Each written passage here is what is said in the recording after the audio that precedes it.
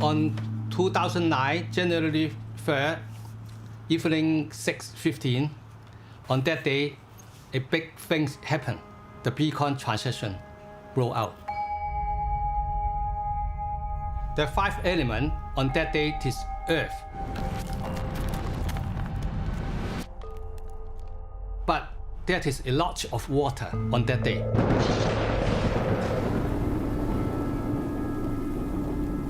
What is the relationship with Earth and water? Earth absorbs water.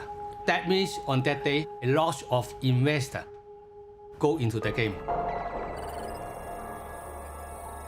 But from 2035, we are going into the period belong to wood. Wood grows from Earth. The wood will destroy the Earth. That means Bitcoin, the value will destroy.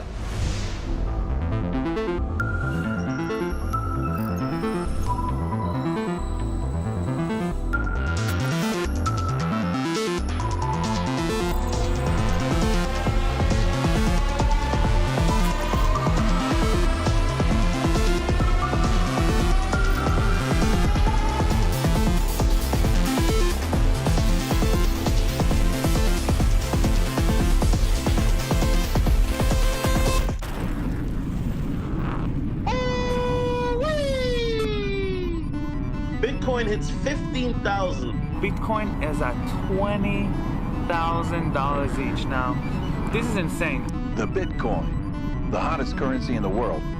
In 12 months, investors have driven value up 1,500%. 2017, the year the price of a single Bitcoin hit a new all-time high, valued at nearly $20,000 per Bitcoin. Less than 10 years since the cryptocurrency was unleashed. Right now, today as we're filming this, May 22nd, is the anniversary of the first time anybody anywhere in the world used Bitcoin as money.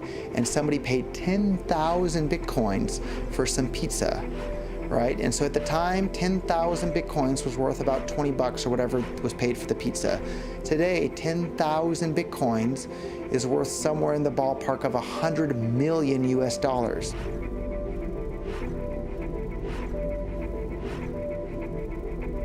So we should stop and think, why did an asset in the last 8 years go from being worth $20 to $100 million in just 8 years?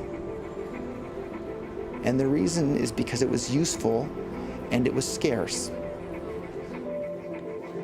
And so as more and more people started to use this scarce thing called Bitcoin around the world, the price went up and up and up and up.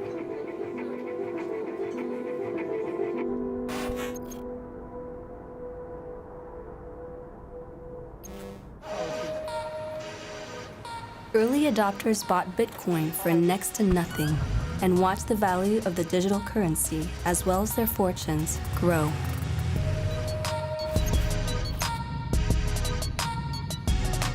如果我冇買 Bitcoin 嘅話，而家可能仲係喺間公司打緊工，都係過緊啲好平凡嘅生活。可能同可能大部分嘅香港人一樣，都係每日都係起身返工、放工、返工、放工。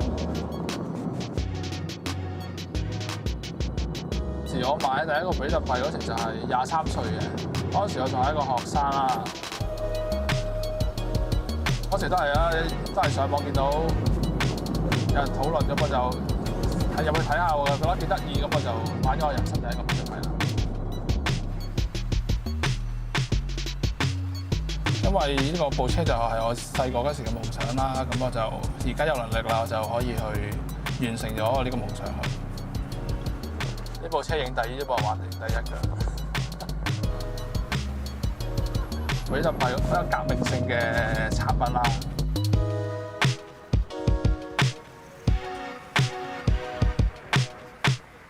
So different people liked it for different reasons. The Chinese people like it because it was very volatile. The fact that it would go up and go down a lot in prices. So it served as a good sort of speculative tool, sort of for investment, for trading, for gains, for profit, for losses. And of course, the more pragmatic people who are tech savvy liked it because for Bitcoin mining, you could make money out of thin air. Literally, you put a computer, you plug it into the wall, and then you can make Bitcoin and make real money.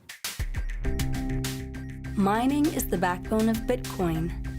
Computers plugged into the network compete to solve complex mathematical puzzles to verify every single Bitcoin transaction. The reward for doing this is Bitcoin. If you're trying to now run a system that is completely decentralized, has no legal system involved in it, you have to kind of like just to create a system that people will trust and will actually still want to use despite the fact that there's nobody coordinating it. And you've got to incentivize people to keep that database running properly. So what the Bitcoin designers came across was the idea that if you as a miner could successfully and accurately update the database, you would be rewarded with the issuance of new tokens, or you basically essentially write in money for yourself. But the system makes it very hard to get to that point where you're allowed to record new tokens into existence.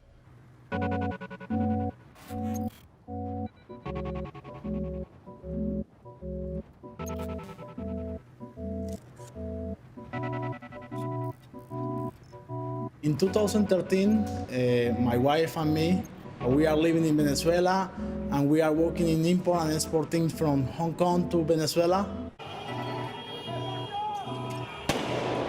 Venezuela fall down in economical crisis, and we lost the job. One of my friends told me he is mining. Then I said to him, okay, if you are mining, let's show me what you are doing. And he invited me in his home. He showed me in this moment one miner called S4. And he said to me, in this moment we are getting like $10 per day.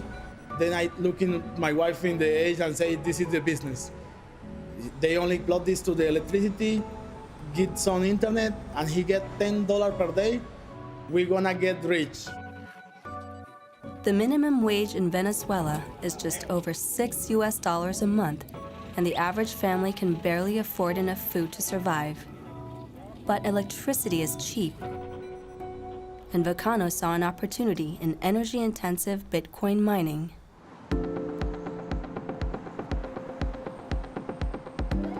Then my wife and me traveled to Shenzhen. This is the bigger market of technology of the world, and buy this famous machine called miners. We buy in this moment 3 machines. We packing this in the baggage, and we smuggle these machines to Venezuela and dream like, okay, let's go to be billionaires of Bitcoin. But in this moment when you're looking for in internet or YouTube about who to install this, nobody had a video, nobody explained nothing. Me and my wife tried to set up the machine. And when we unplug the first, all is okay, the machine is running. We unplug the second one, it's okay. But when we unplug the third one, this do the explosion. Bam, and 3,000 go to the toilet. This is gonna disaster. In the city we live in, it's like 38 degrees. Then it's hard to control the heating. They start to beat like beep, beep, beep, because they are so hot. I remember the 2 or 3 months we are mining, this is a total nightmare. We can't sleep. I fight with my wife every time. I say, it's your fault. She say, no, it's my fault. You choose this business. I say, no, but you support me. And this is so funny. I go total in desperation, and my wife say, no, don't worry. Don't worry, we trust in this technology. We put all hope in this technology, and we waiting. We waiting, and we mining like 12 or 13 months. We recovered the inversion. We are getting per day like $25. Then we only take the calculator and say, okay, $25 per 360 day at the year. Sure, we're gonna get rich fast. Thanks to God and thanks to blockchain, thanks to Bitcoin, we are in good time now. We plan to have baby soon.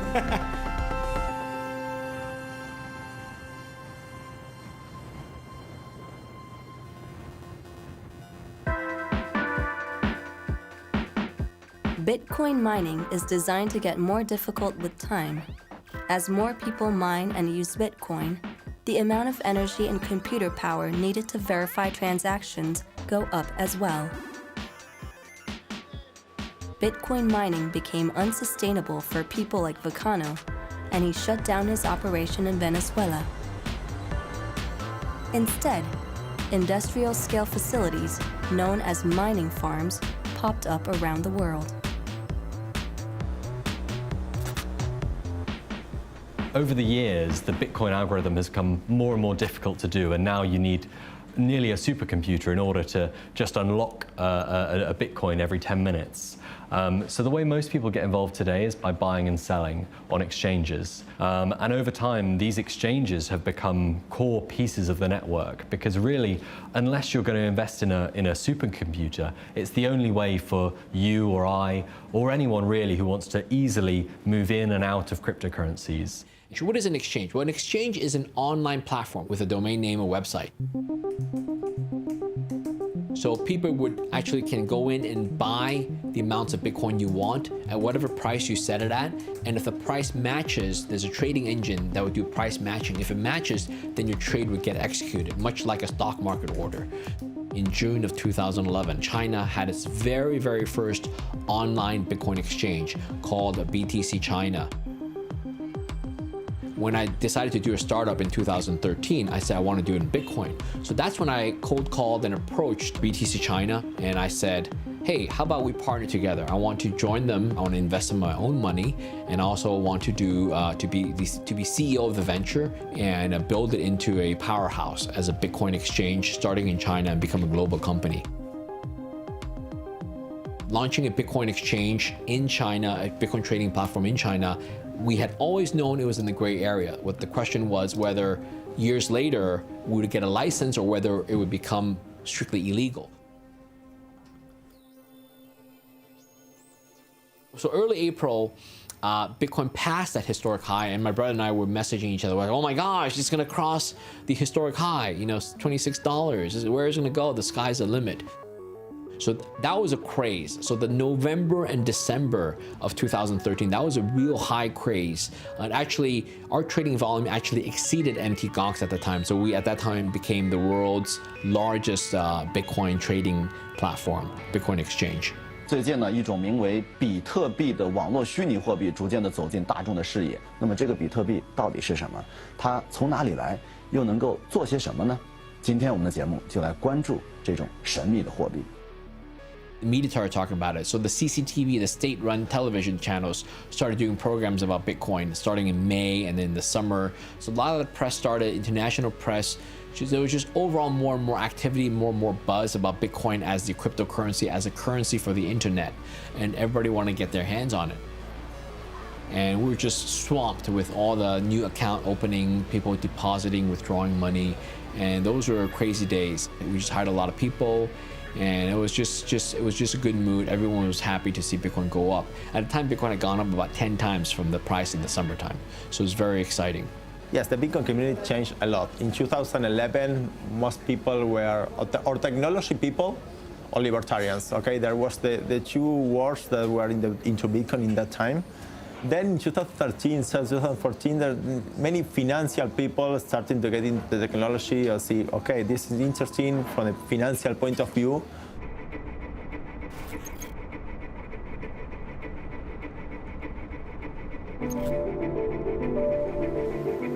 What you've seen over the past few thousand years is every few hundred years there's a big change in how human beings and societies transact with each other in the medium of money that they use. And during these pivotal changes, extreme fortunes are made and lost. Actually, my first day as a graduate was the Monday morning after Lehman Brothers had filed for bankruptcy. It was, I guess, kind of a shock coming from, as an intern in New York in 2006 and in Hong Kong in 2007, the height of the bull market, best years ever in terms of compensation for financial services professionals. And then, a year later, you join into the biggest financial crisis since probably the Great Depression. We all got into this game because we wanted to make a lot of money in a relatively short period of time. And so as those expectations changed, I think everyone in the industry was evaluating themselves and their careers and thinking, well, what can I actually do now with a very narrow skill set? I had heard about Bitcoin from reading an article on Zero Hedge in April when it had spiked up to $250. I went back and found the Satoshi Nakamoto white paper. I read that, was instantly interested in what Bitcoin was and could be, and started researching everything about it. 身价上涨了上百万倍。 Luckily, around October of 2013, the markets in China started going crazy.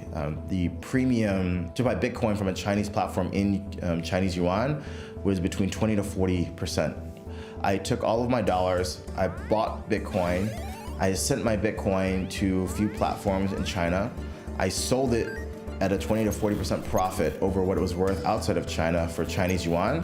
And then I took a bus to Shenzhen and I carried the legal limit of Chinese yuan out of the country every day for a few days.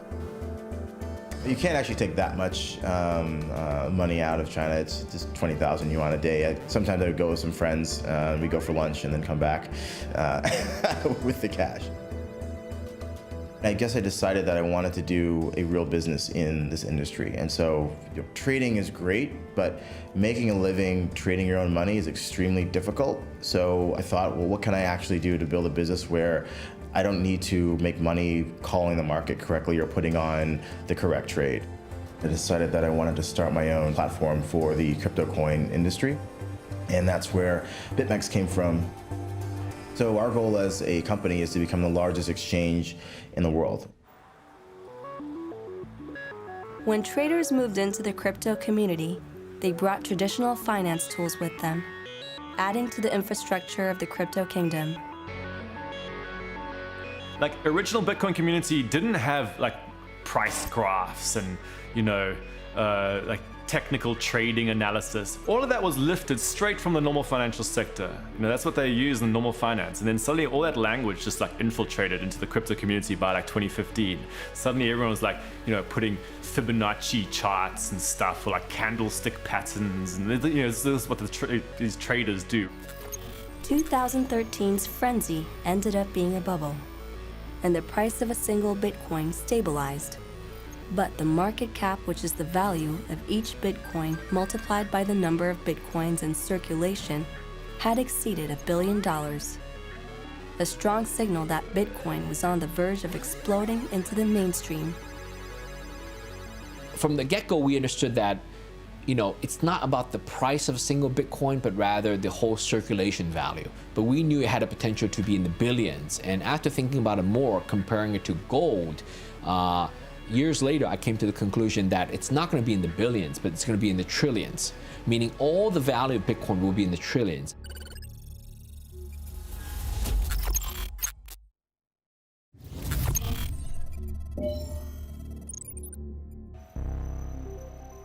Bitcoin is based on open source code, meaning anyone can download it, modify it, and release their own cryptocurrency. Feathercoin is the next generation digital global currency designed for the internet. Dogecoin is a revolutionary digital currency. Litecoin is a peer-to-peer cryptocurrency that was created back in 2011 as a fork to the Bitcoin Core client. Different cryptocurrencies emerged, known as alternative coins, or altcoins in short, but the mother of all coins remains Bitcoin.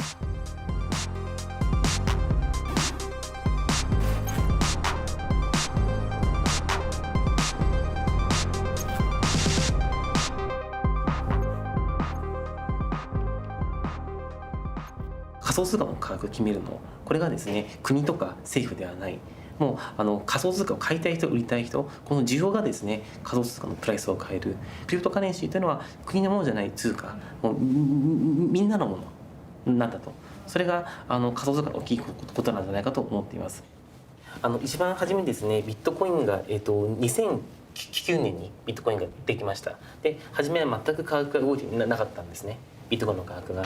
で、2011年ぐらいからですね、ビットコインの価格が上がり始めまして、で、一番ですね、上がったのはやっぱりその昨年、2017年に価格が一気に上がりました。We got 15 grand Bitcoin. Man, we are going to the moon. Yes, it is an explosion. A Bitcoin chain reaction just made billionaires overnight. People are celebrating, jaws are dropping. In December 2017, it was a really interesting time because leading up to Christmas, there was so much excitement around Bitcoin especially, but crypto more widely as well. I know family and friends who over the Christmas table were investing in cryptocurrencies because they heard something was going on and it just drove the price higher and higher. When the price of Bitcoin multiplied in 2017, so did the media attention and the demand for more Bitcoin. Money flooded in, ushering in a new era for the crypto kingdom. It was the gold rush all over again. A San Francisco merchant, Brannon was a skilled craftsman of hype. Eventually, the gold rush would make him the richest person in California. But Sam Brannon never mined for gold. When he started racing through the streets yelling gold, gold in the American River, he wasn't planning on digging for it, he was planning on selling shovels. And the first person who sold shovels got a lot more gold than the person who had to dig for it.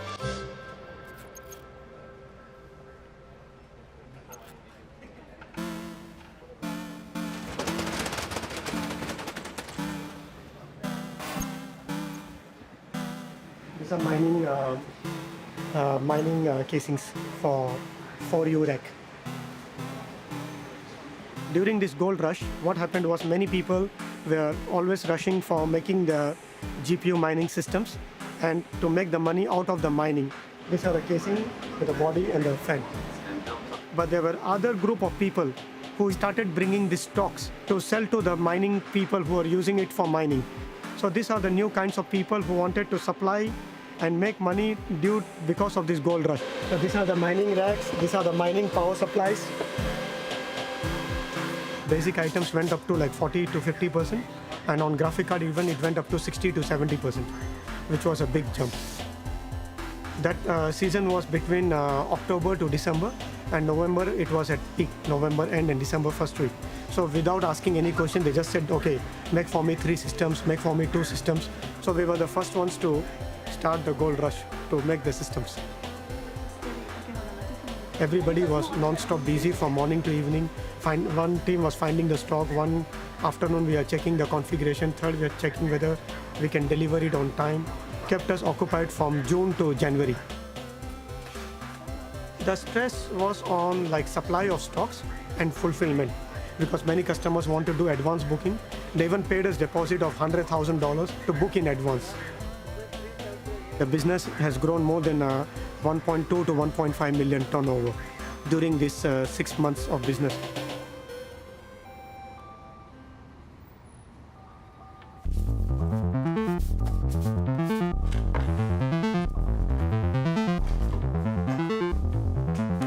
The number of crypto converts exploded, from miners in Asia to inspired artists in Europe.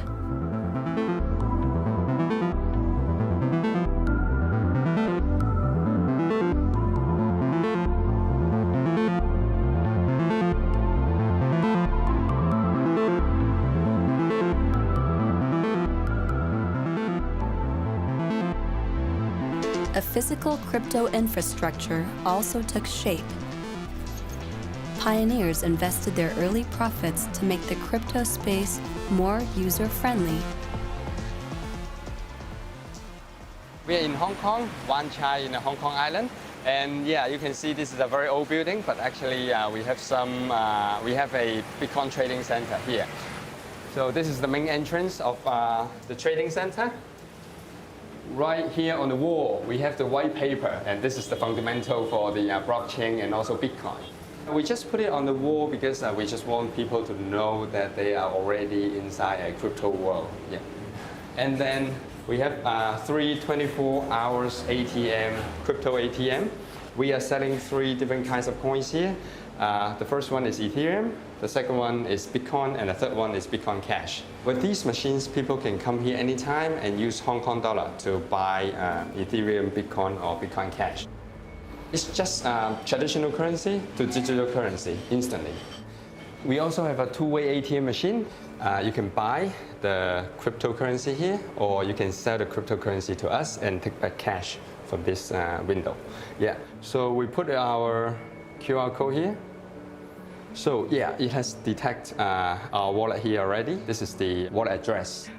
So we can start to put the money inside.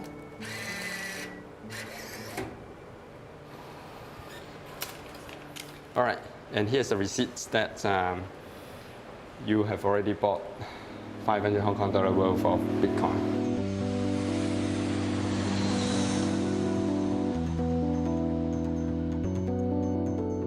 In Korea, there's a huge premium for the cryptos.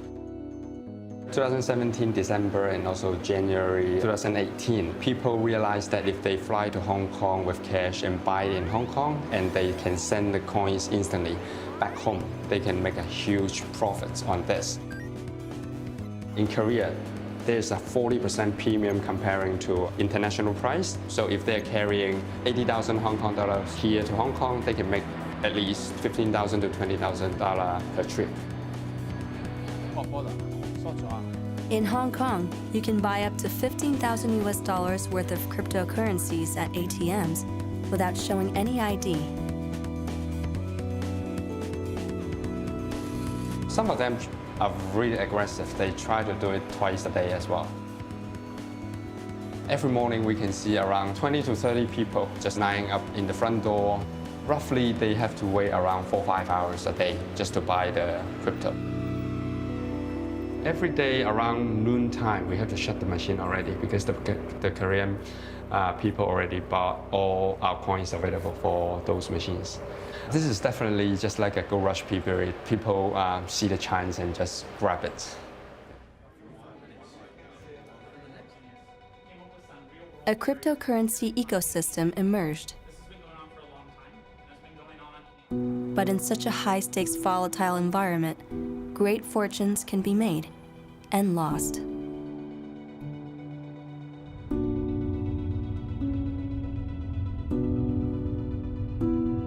So for regulatory reasons, many countries still don't acknowledge or they outright ban it or dismiss it.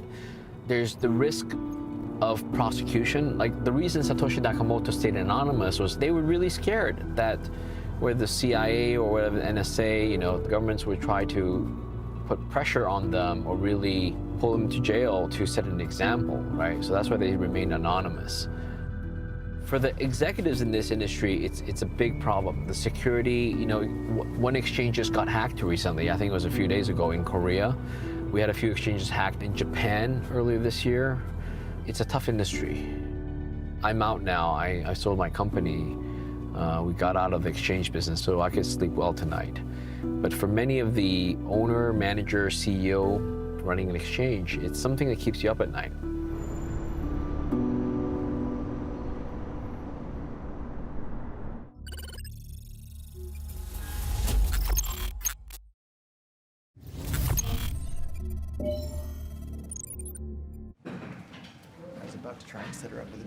A few years back, there was a public experience in which some hacker was threatening to hurt my family and poison my mother and do all sorts of horrible things unless I paid them $10,000 in Bitcoin.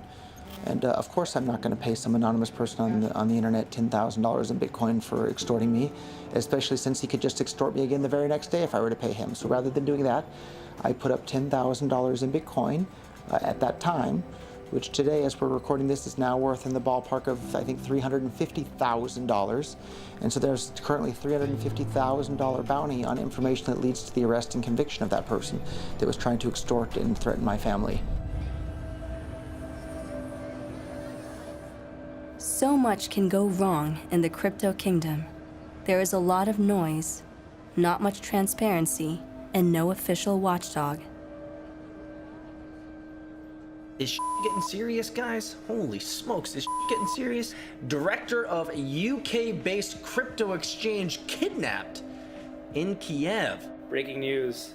So Tether apparently has been hacked. Big surprise, guys. Tether has been hacked for over $30 million. I'm gonna tell you how I lost $100,000 in cryptocurrency. There's many ways to separate a fool from his money. Number one is greed. So I think a lot of people have seen maybe someone they know or a friend of a friend who's made a lot of money in crypto, and they think, okay, this is my way to buy something, and a few days later, I can go buy a new house, or I can, leave my job or whatnot. And, there are various individuals who will take advantage of, greed and the lack of a willingness to actually do work. I think there's a few pieces to security. So there's your own wallet, when you look after it yourself. I'll keep my Bitcoin on my computer. I'll keep my private key myself. What people quickly realized is that's, putting all those points of failure in one place is a bit of a risk. So they looked to exchanges. They said, I'm going to leave my crypto on the exchange. They can deal with the security. And what we've seen is that some exchanges can and some exchanges can't, but it's another sort of point of failure. A crisis for cryptocurrencies. One of Japan's biggest exchanges loses $500 million after a major hacking attack. $500 million stolen from Tokyo-based crypto exchange CoinCheck. The biggest ever hacking heist of digital money. More than $500 million worth of cryptocurrency called NEM, gone in a flash, stolen from the Japanese exchange CoinCheck.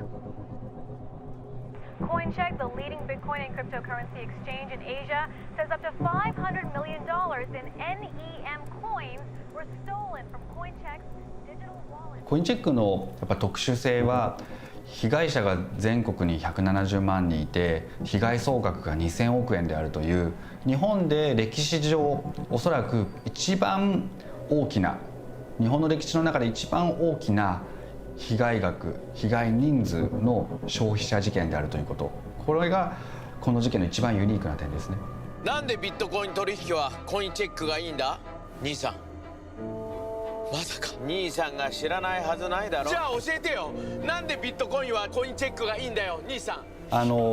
多分コインチェックが2017年の12月頃から、日本の結構有名なお笑いのタレントを使って、こうコメディのような面白いコマーシャルを使ってビットコインはコインチェックがいいんだよ。で実際にコインチェックはこの2ヶ月間の間に、顧客の数を膨大に増やしたっていう時期にあたりますね。顧客から見てると多分多くのコインチェックの被害者たちはドルとビットコインの違いもよくわからないで投資してた人たちじゃないかなと思います。ほとんどそのパートタイムジョブみたいなあまり収入の多くない人が親に頼み込んで、またはどっかから借金してきて、でその借りてきたお金とかを原資にして、投資してで、借金は返さなきゃいけないけども価値は失われている。でどうしたらいいんだろう。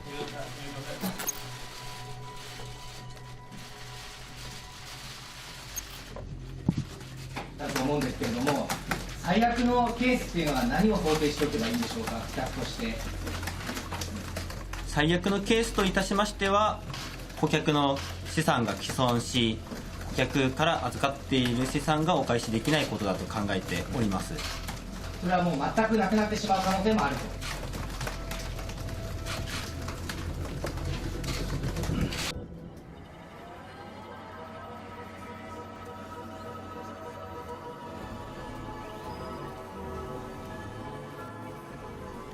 その犠牲者に対して必ずしも同情的な人ばかりではなかったので、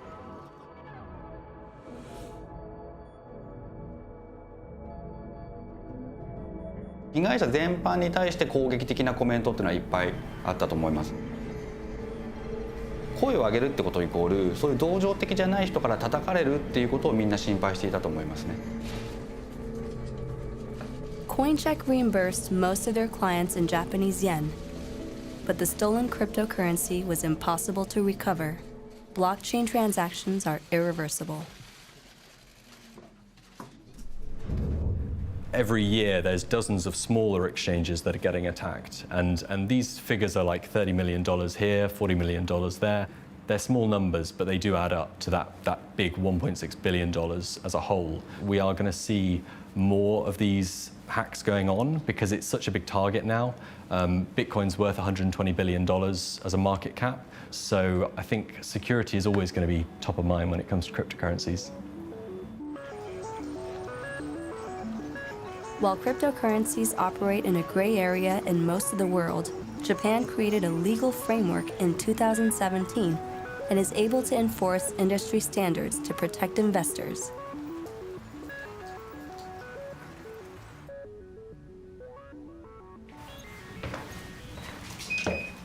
We need to enter by using this card for security reason. That one is the trading room. Of course, this is happy sound for us, means the client buy or sell, right? If client buy or sell, we have an opportunity to make money. So this is happy sound for us. So we hope more ringing every time. All the cryptocurrency is managed by data, only internet. However, internet is very dangerous. Sometimes people attack to store your money. That's why we make this room, so that no internet attack is happen. This is a completely offline, so cannot steal the money from the online environment.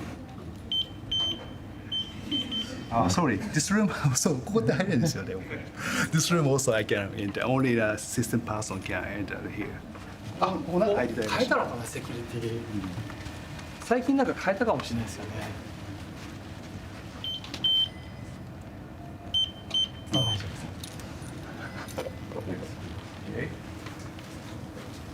This is the security room which we manage the client asset in offline environment. We use the USB. And here we hold the four USB here. And this is, even though very small one, each USB has a client asset 5 million US for each one. So even though this small one, the value is very high. Yeah, this is maybe like a banking in the future.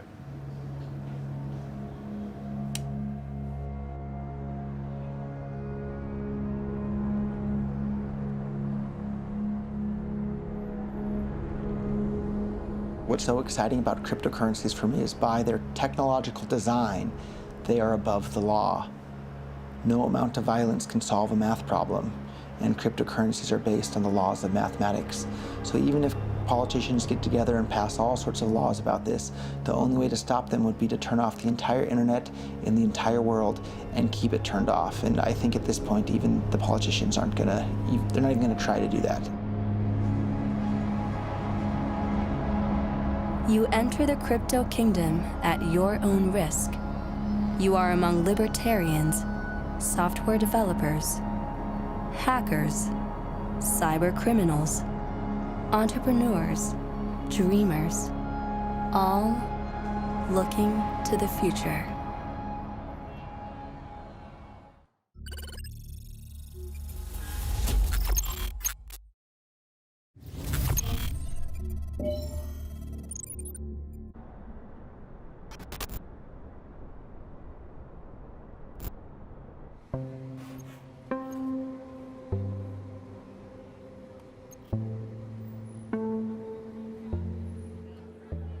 During the financial crisis, I was actually still a student, so I didn't know what was happening. But a year later, I found out that it actually affected a lot of my relatives, and it actually bankrupted some of the people I know.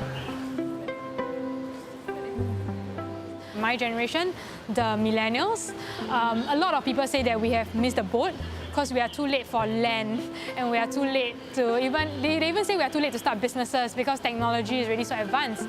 So if our parents could get rich or financial security or financial independence through land, then what's in it for us?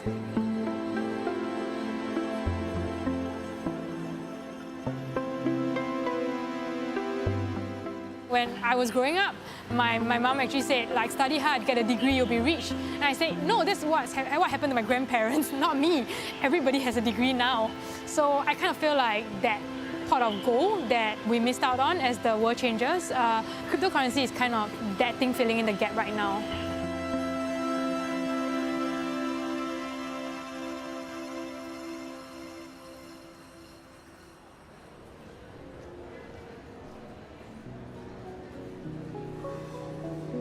I've been an entrepreneur for about 7 years now. This is my second business. We came up with the idea of creating a multi-label store for cool and novel products a few years back because we saw that Singapore lacked fun experiential places whereby customers can not just buy something that they like but also have fun. Hence, there's foosball tables, there's arcade machines, and there's many other experiential elements in my store. This year, we are focusing a lot more on cryptocurrencies. So we are actually converting our stores to sell more crypto-driven products. I mean, we are retailers, so we understand what consumers want and like. And we realize that cryptocurrency is not just a financial product, but it's becoming a subculture, a popular culture product. So we actually have a lot of Bitcoin and cryptocurrency merchandise for people interested in understanding what cryptocurrency is about. So for example, this book is actually for those guys who don't really know what cryptocurrency is and they want to start learning about it. We have socks for the people who are a bit more fashionable and probably they invest in the coin and they want to identify themselves with it. Here I added some crypto facts for customers who don't know anything about cryptocurrency yet and they want to know what these terms mean. So here they are. The first one will be FUD. FUD stands for fear, uncertainty and doubt. So in a crypto market, if someone says stop spreading FUD, it means stop saying untrue things about my coin that will cause the coin to depreciate or crash. Next one will be OCD, obsessive cryptocurrency disorder, pretty much me. And the last one, my favorite, is actually wrecked. Okay, R-E-K-T, wrecked actually stands for wrecked, as in I'm completely wrecked by how bad my coins are right now. So actually this is our marketplace. We sell about 60,000 products here. January this year, we made it crypto only. So we stopped accepting cash. There are 7 coins accepted on this store. The first one will be Mega X, our very own coin. So when we created Mega X, we wanted to create something whereby small business owners can transact at no cost at all. Simply because this is kind of what they need to grow their business. Our vendors are selling things like iced lemon tea. It's $3 a cup. If you went through PayPal, you're taking off 50 cents per transaction. But if you use Mega X, it's completely free. So that's kind of the mission of what Mega X wants to do. We did an ICO to raise the funds to execute on that. ICO stands for Initial Coin Offering, a revolutionary form of crowdfunding in the crypto world. You outline a business plan in a white paper. This is your sales pitch to a wider audience. You then issue tokens, usually in limited quantities. For a defined period of time, people who believe in your project can buy these tokens. The proceeds go to fund your project. The idea is that these tokens become coins, and the dream is that your coins become the next big cryptocurrency and go to the moon. The fact that so many companies, big or small, doing ICOs or just looking at the idea of blockchain are considering using it from food to fashion to banking to insurance. The technology of blockchain is actually very powerful, and if people actually try to make this something that's applicable in their businesses, I think we will see a positive change all around. Initial coin offerings inspired the crypto community to think of new projects beyond Bitcoin, projects that relied on its underlying technology, blockchain.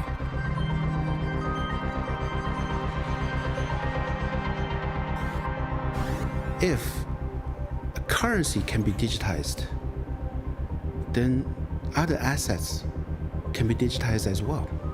And many other things will be digitized.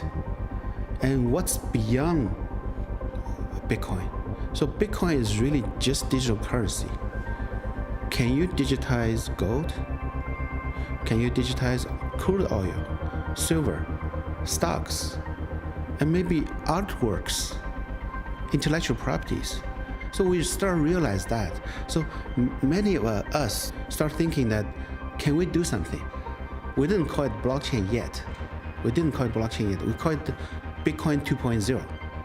2.0. So we have lots of offline meetups everywhere in China, Beijing, Shanghai, Hangzhou. We call it Bitcoin 2.0 meetups. And Vitalik was in China, be part of this meetup. Vitalik Buterin was a rising star in the crypto kingdom. In 2013, this young gifted Russian Canadian drew up a white paper on a project he called Ethereum. The second side of Bitcoin, the Bitcoin blockchain, is something that I think has been seeing a bit less attention maybe in the first few years, but interest is also picking up. So here are some of the first applications of Bitcoin, not as a form of money, but Bitcoin as a form of distributed consensus. The general feeling was another altcoin. Yeah, I didn't think it would be as important as a Bitcoin for the longest time. But I read his blog. I saw his team. I was like, wow, you have such a lavish team. Then I realized this is something different. In late 2013, Vitalik, very young at the time, 18, 19, how old were you? When I created Ethereum? Yes. Yeah, 19. 19 years old, created what is the most exciting project in the space since Satoshi Nakamoto, whoever that is, originally created Bitcoin. So I put a lot of money into his ICO. That time, by putting in my own money, I'm a believer. Yeah.